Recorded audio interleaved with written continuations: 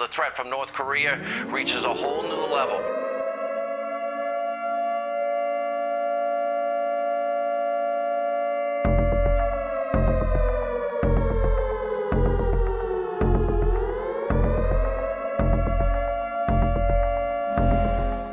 이국 땅을 초토화하자. 암흑 세계로 만들자. President Trump warning the regime today against making any more threats toward the U.S. They will be met with fire and fury.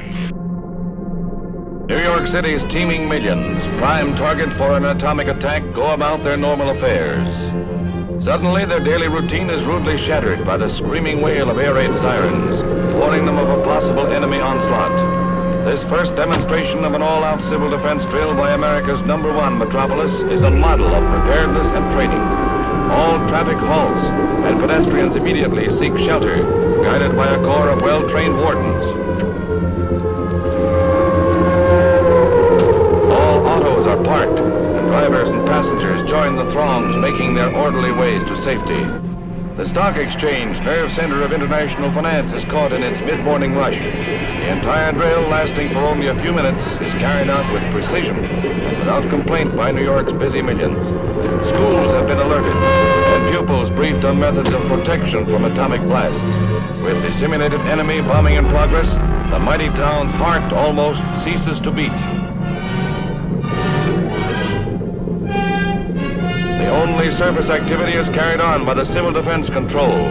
Reports are coordinated under the direction of Arthur Wallander, Civil Defense Director. New York silently waits.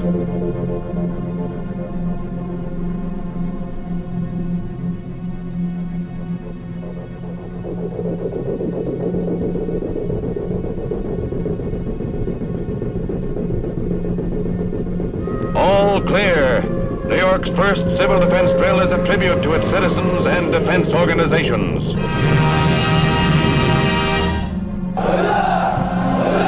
While in Pyongyang this weekend, thousands marched through the streets during a rally against the U.S. It's in response to personal insults against North Korea's supreme leader, and at a rally in Alabama, Donald Trump typically doubled down. Little Rocket Man, we're going to do it because we really have no choice. Provocative words, provocative maneuvers in the sky as American bombers and fighter jets flew sorties further north of the demilitarized zone than they have this century.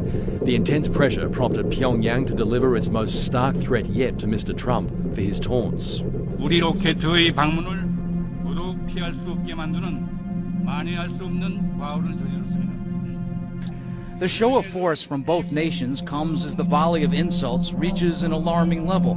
President Trump tweeted Saturday, "Just heard Foreign Minister of North Korea speak at UN. If he echoes thoughts of Little Rocket Man, they won't be around much longer." 고통만을 불러온다고. His tweet comes after the North Korean foreign minister slammed the president at the United Nations. North Korea then threatened to test a hydrogen bomb above the Pacific Ocean, something they have never done before. Everything he has said he would do. I will test a hydrogen bomb. I will send an ICBM test. He's done. So why wouldn't he test a hydrogen bomb over the Pacific? I think the likelihood is there that he will test a bomb at some point. Bob Woodruff joins us live now in studio. Bob, you've been covering North Korea for more than a decade. You were just on the North Korean-China border, and you said you saw something you've never seen before. Yeah, I think on the Chinese side, there's absolutely more tensions growing, partly because there's more, missile launches, also underground nuclear tests. But the bottom line is, they told me, Tom, they just don't understand Kim Jong-un. They have no idea what he's going to do, and he's unpredictable compared to his father and his grandfather. Pyongyang's missiles are certainly capable of 14 missile tests this year. Most have been short-range, comfortably reaching Tokyo and Seoul. North Korea's Hwasong-12 travels 4,500 kilometres. That puts the US territory of Guam at risk. Then the big one, the Hwasong-14, ranged 10,000 kilometres, comfortably reaching Alaska, Seattle, Los Angeles and Chicago at its outer limits, also covering all of Australia right down to Hobart. Opposition leader Bill Shorten and Shadow Foreign Affairs Minister Penny Wong are flying to Seoul to assure South Korea's government of Australia's support.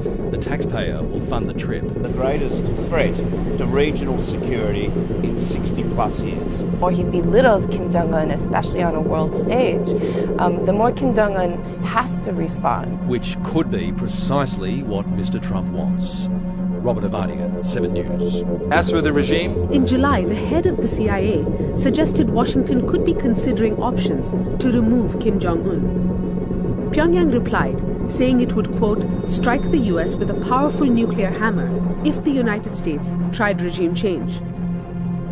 And we've got Fox's alert. Did you hear what North Korea's foreign minister called President Trump today? Did you hear what he threatened?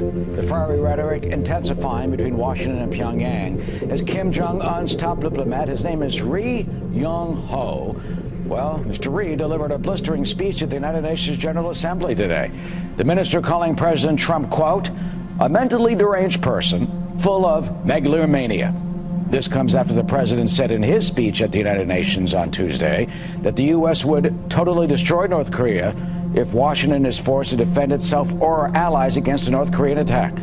Brian Yennis is live at the United Nations headquarters here in New York, where Mr. Ri made his remarks earlier today, and there's a lot of fallout. Hi, Brian. Hi, Eric. Well, yeah, a clear escalation in this war of words that continues with the United States and President Trump between North Korea. Now, North Korea came out swinging from the very beginning. As you said, the foreign minister, Ri Yong-ho, speaking on behalf of his boss, the leader Kim Jong-un today, particularly beginning the speech, going after President Trump's speech given at the United Nations General Assembly on Tuesday, particularly the part in which President Trump mockingly referred to the leader of North Korea, Kim Jong-un, as Rocket Man, who was, quote, on a suicide mission. Well, today, Ri Yong-ho said that he thought it was only fair that North Korea had a chance to respond in kind with the same kind of, quote, corresponding tone. Listen. He tried to insult the supreme dignity of my country by referring it to a rocket. By doing so, however, he committed an irreversible mistake of making our rockets visit to the entire U.S. mainland inevitable all the more.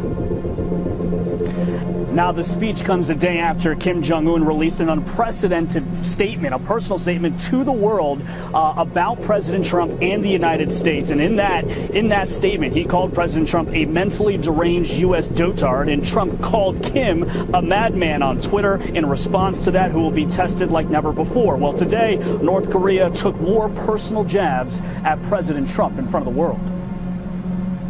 The person who is chastised even by American people as Commander-in-Chief, Lion King, President Evil, is holding the seat of the US President, and the dangerous reality that the gambler who grew old using threats, frauds, and all other schemes to acquire a patch of land holds the nuclear button. These are what constitute the gravest threat to the international peace and security today.